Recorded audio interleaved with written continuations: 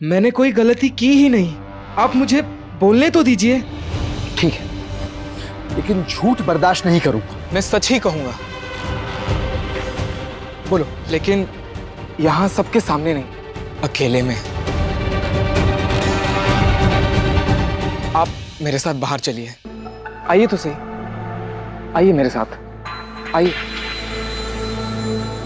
इधर आइए, मैं समझाता हूँ। तो संपूर्णा के हाथ पर चोट तुम्हारी वजह से नहीं है क्या? है। ये तेरी गृहस्थी में आग लगा कर ही रहेगी। पर तुझे तो अकल है ना, बता ना क्या हुआ? दहेज की वजह से मारा या कोई और बात थी? नहीं मारा है माँ। आपको क्या हो गया दीदी? आप ऐसे झूठ क्यों बोल रहे हो? मैंने खुद देखा जमाई बाबू को आपको चोट पहुंचाते हुए। तो चुप नहीं होगी?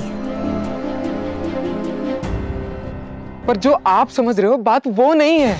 तो शौक से चोट पहुंचाओगे तुम? नहीं। हाँ? अपने प्यार की वजह से। माँ, हाँ? उन्होंने हाथ पकड़ा था। ये बात है, मैं तो कुछ और ही समझ रही थी। और ये जन्मजली, ये तो नमक मिर्च लगा के बोलती है ना। हाथ पकड़ा था, मगर प्यार से। प्यार से भी तो चोट पहुंच सकती है। मैंने संपूर्णा का हाथ जरूर पकड़ा था, लेकिन वो कैसे बताऊं? क्या? वो क्या सौरभ? वो विवाह के बाद पति पत्नी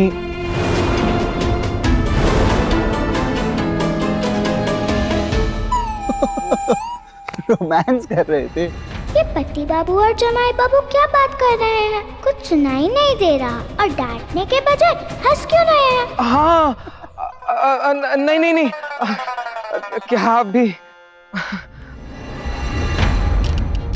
दीदी को प्यार से चोट लगी है, जमाई बाबू दंड मिलने पे हंस रहे हैं। कुछ समझ में नहीं आ रहा। प्यार कर रहे थे या चोरी? पहले बताना चाहिए था ना यार। प्यार व्यार। आओ गले मिलो। गले नहीं मिलोगे अब? माफ कर दे यार। चलो खाना खाते हैं।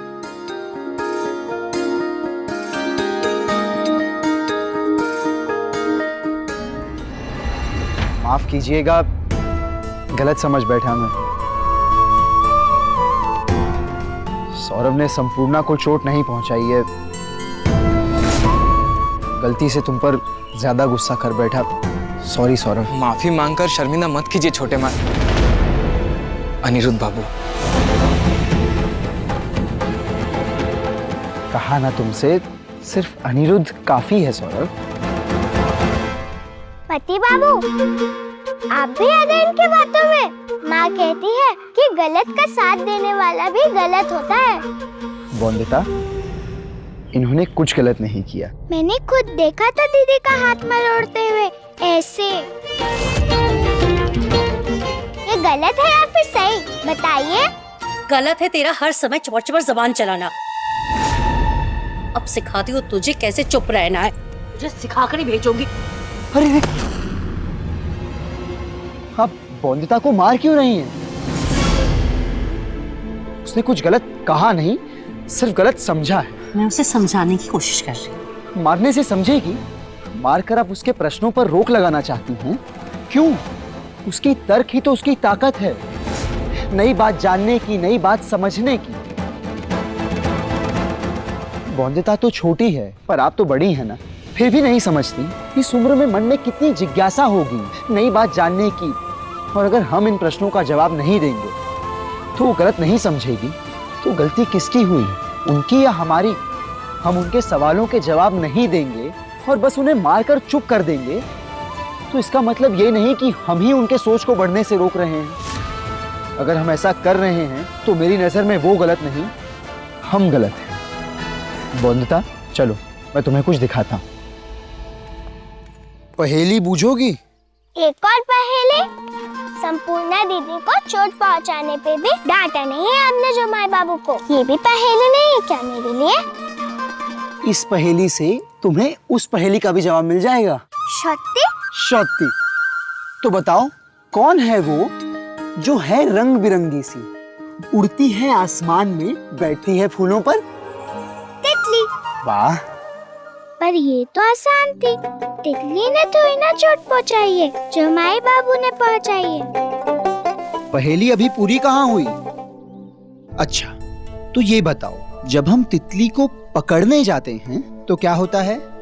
वो उड़ जाती है। और क्यों उड़ जाती है? क्योंकि अच्छा नहीं लगता उसे कि कोई उसे छुए। इतना भी नहीं जानते? अभी जान गया।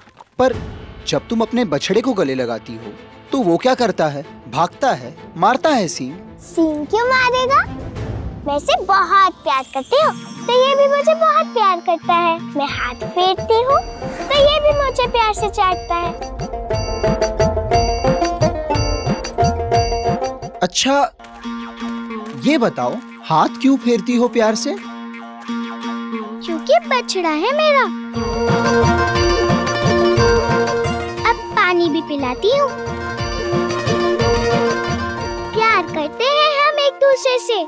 तो इसका मतलब जहाँ प्यार होता है वहाँ लाड होता है। तो आप जिनसे प्यार करते हैं वो आपको छू सकते हैं, आपके पास आ सकते हैं। हाँ, अब आप समझे? हाँ, थोड़ा बुद्धू हूँ ना, क्या करूँ, पर तुमने समझाया तो समझ गया। तो जब हम तितली को हाथ लगाते हैं वो उड़ जाती है। मतलब आप किसी को उसके पसंद के बिना छुएं तो वो छूना हुआ बुरा। हाँ, और जब तुम अपने बछड़े को गले लगाती हो, उसे प्यार करती हो और वो फिर भी नहीं भागता, सींग नहीं मारता, तो उसका छूना हुआ अच्छा। हाँ। ये काली माँ कैसी कैसी बातें बता रहा है। अभी धरती फट जाए और मैं अंदर समा जाऊं।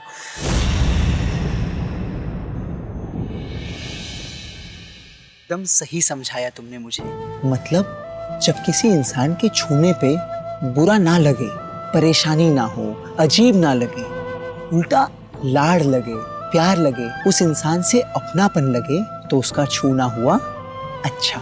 और वही जब किसी के छूने पर अजीब लगे, बुरा लगे, मन में घृणा हो, उस इंसान से दूर जाने का मन करे, तो उसका छूना हुआ बुरा। समझी? तो अब बताओ, जब तुमने अपने जमाई बाबू को संपूर्णा दीदी के हाथ मरोड़ते देखा तो दीदी के चेहरे पे क्या था? प्यार या गुस्सा?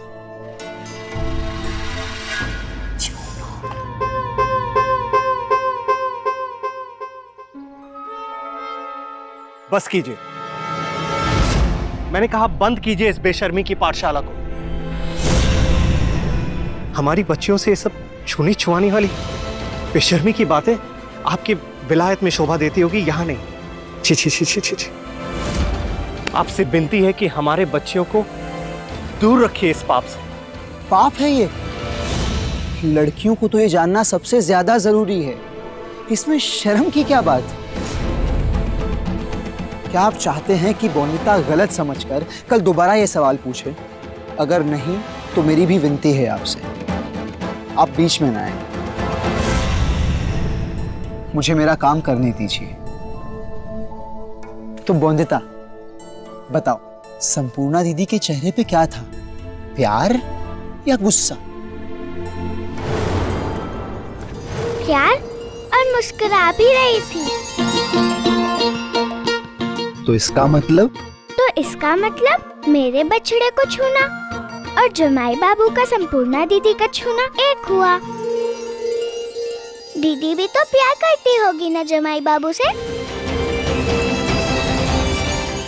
इसलिए उन्होंने शिकायत नहीं की, क्योंकि उनका छूना सही छूना था। एकदम सही समझी।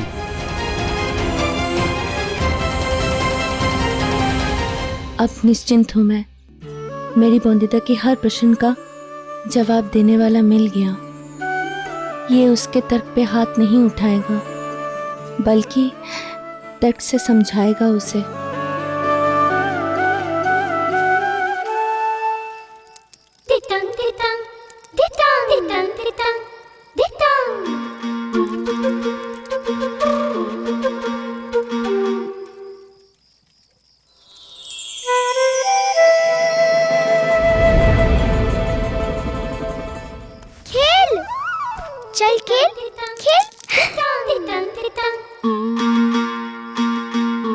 खेलोगे पति बाबू? नहीं नहीं, तुम खेलो। खेलना नहीं आता तो मैं सिखा दूंगी। नहीं नहीं, मेरा मन किताब पढ़ने का ही है।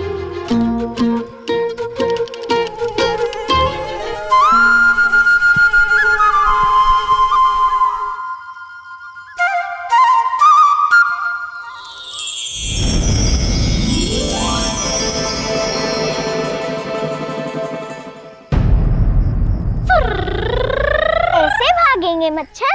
तो कैसे भागेंगे? ऐसे भागेंगे, अपनी जेब में डाल कर रखिए इसे, मच्छर पास नहीं आएंगे। माँ का नुस्खा है, काम न किया तो नाम बदल देना।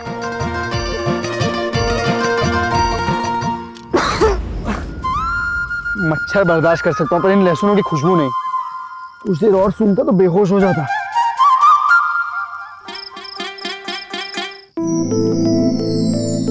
माफ कीजिएगा जमाई बाबू, आपको सोने में इतनी तकलीफ हो रही है। इस गांव में आपके लायक इंतजाम करे भी तो कैसे? ना चिंता ना कीजिए, देर सवेर नींद आ ही जाएगी। और वैसे भी आज रात की ही तो बात है, सुबह लौट कर जाना ही है।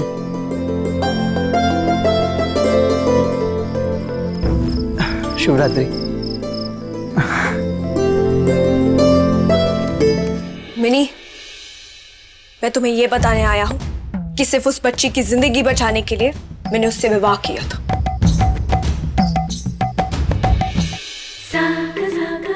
जानती हूँ, वरना सुंदरता में है क्या कोई मेरे जैसा जो तुम्हारी नजर चाहे किसी और को?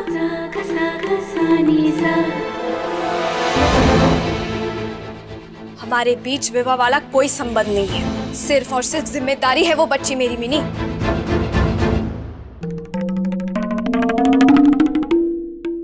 माफ करोगे अपनी मिनी को अनिरुद्ध? बहुत सताया ना मैंने तुम्हें, पागल हूं मैं सच्ची। कैसे नहीं समझी कि मेरे सिवा कोई वश में कर सकता है क्या मेरे प्यार को?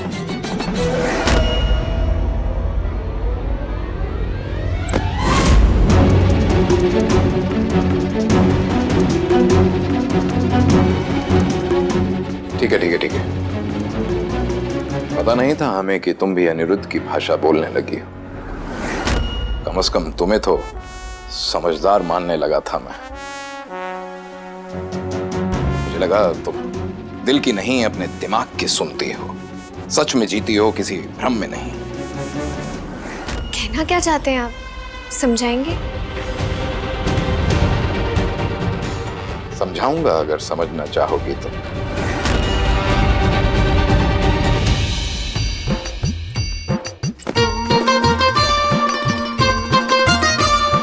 बॉन्दिता,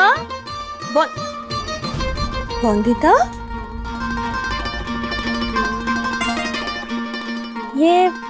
ये तो क्या कर रही है मेरी बच्ची? तेरे लिए राजमहल बना रही हूँ।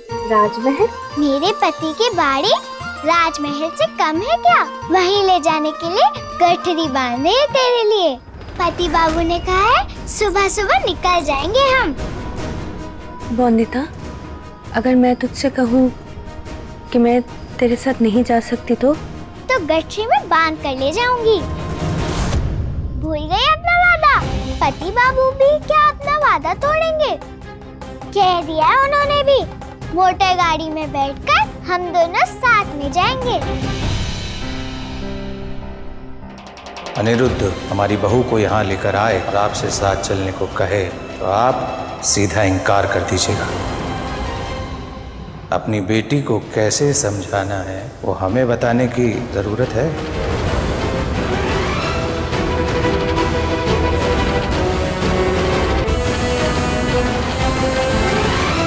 अनिरुद्ध बार बार कह रहा है कि वो लड़की उसकी पत्नी नहीं, सिर्फ एक बच्ची है जिसकी जिम्मेदारी ली है। वो सिर्फ कहता नहीं, मानता भी है। मानता है, और कब तक मानेगा वो?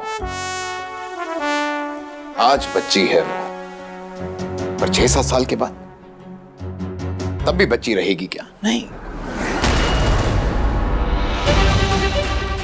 उसकी उम्र उतनी होगी जितनी आज तुम्हारी है मिनी। तब भी क्या उन दोनों के बीच का रिश्ता जिम्मेदारी का रहे? पर अनिरुद्ध मुझसे प्यार करता है।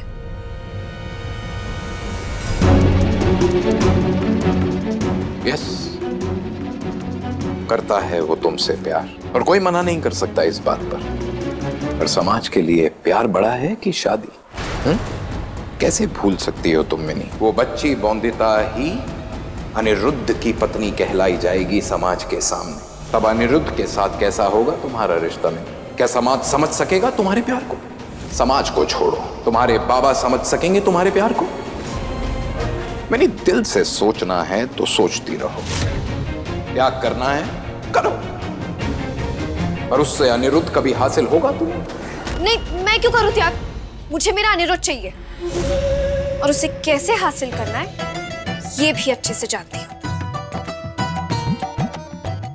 आने दो अनिरुद्ध को,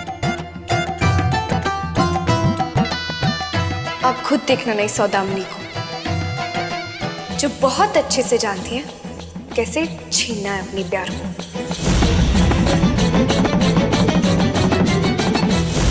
बहुत परेशान कर रहे हैं। ये रॉय चौधरी खानदान का खून है। इन्हें तुम जैसे मामूली मच्छर पी सकते हैं क्या? अब युद्ध तय हो ही गया है तो आज तुम सबका खून करके रहूंगा। आओ आओ।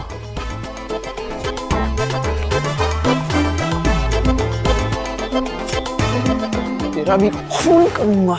जमाई बाबू, ये पौधा पास रखने से मच्छर नहीं आते। कभी कभी छोटी चीजों से भी बड़ी जंग जीती जा सकती है।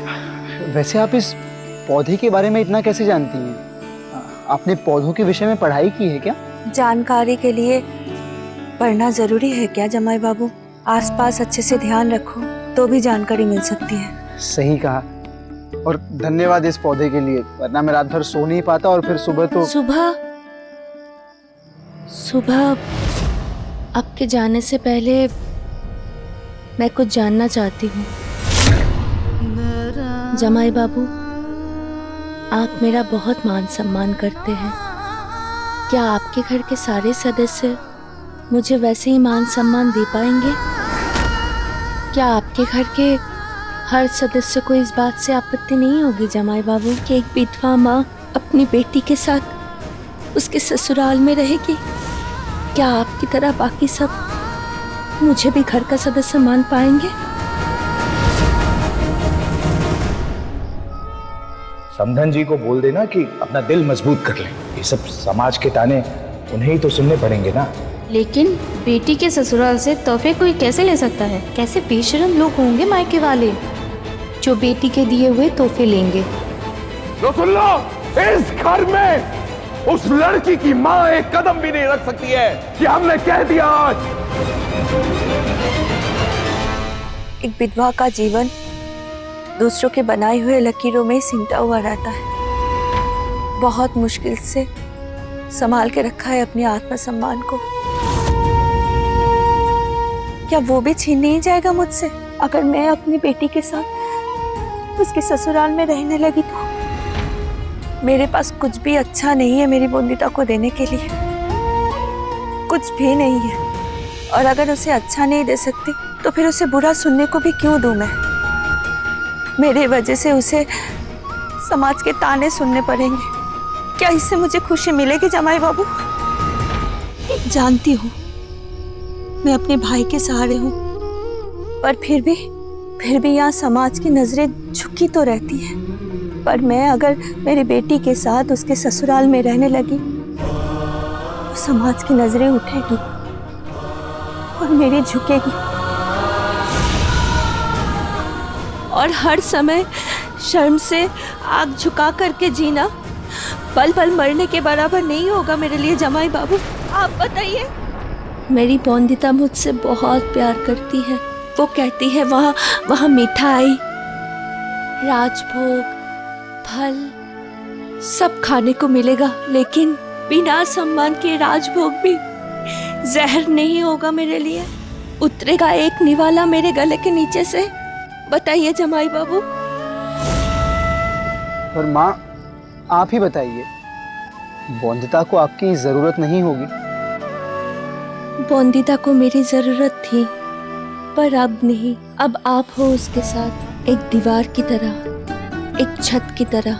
उस पे आने वाली हर मुसीबत को आपने अपने ऊपर ले लिया है। अब आप हो उसके साथ तो मुझे कोई चिंता नहीं है।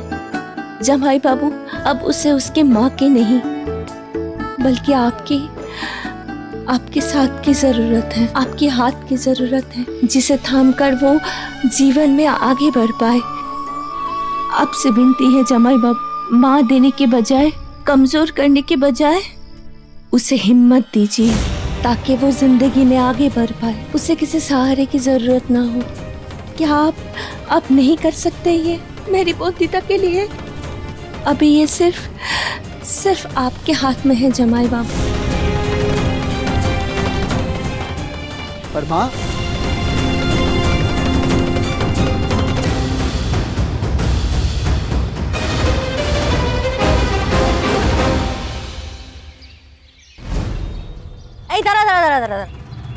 ये बड़ी वाली हांडी तेरी है और ये छोटी वाली बोंदिता की। गाड़ी से निकालना मत भूलना और छोटी वाली मत ले जाना ससुराल, ठीक है? वो बोंदिता की है। पर हम दोनों के लिए अलग अलग झूरी क्यों? जितना कह रही हूँ उतना कर लेना, बड़ी वाली तेरी, ठीक है? अब आपने कपड़े रख लिया, मैं तय कर दूं? अब पैर चखेंगे, मैं लाई हूँ आपके लिए, जरा चख के देखिए, आपको पसंद है ना? हाथ में कांटा भी चुभा, गिर भी गई मैं एक बार, पर फिर भी लेके आई आपके लिए।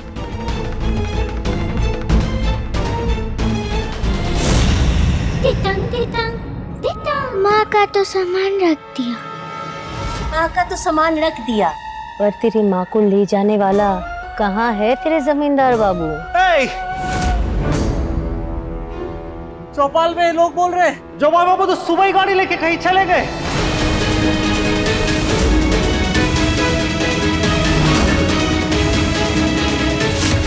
क्या रे, कुछ बोले नहीं तुम्हारे पति देव? भाग गए क्या जमाई बाबू?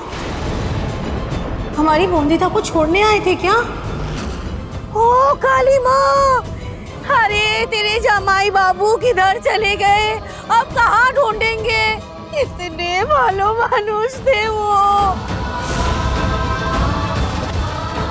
अब आप ही बोलिए दीदी, उन्हीं को कौन टाल सकता है? बेचारी बोंदिता हमारी। कहाँ चले गए जमाई बाबू? कहीं कल रात की बात से नाराज तो नहीं हो गए? पति बाबू मुझे छोड़कर ऐसे कैसे जा सकते हैं?